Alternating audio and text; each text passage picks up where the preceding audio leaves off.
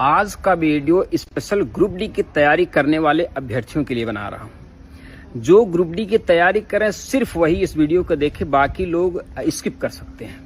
मैं आप लोगों को बता दूं, किरण पब्लिकेशन की एक बुक आई है जिसमें जीके, जीएस, रीजनिंग, मैथ सभी कुछ इंक्लूडेड है।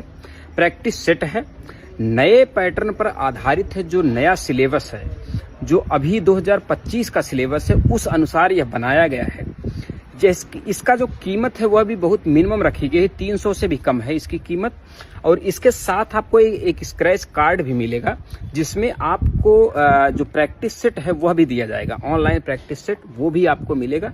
तो एक ही बुक से आप तैयारी ऑनलाइन भी कर सकेंगे और ऑफलाइन भी कर सकेंगे। इसलिए ग्रुप डी के जो अभ्यर्थी हैं उन लोगों के लिए सबसे बेस्ट बुक होने वाली है। तो मैं सोचा कि देखिए, लिमिटेड स्टॉक है, जल्द से जल्द आप लोग टेलीग्राम चैनल पर इसका लिंक दे रहा हूं, ले सकते हैं।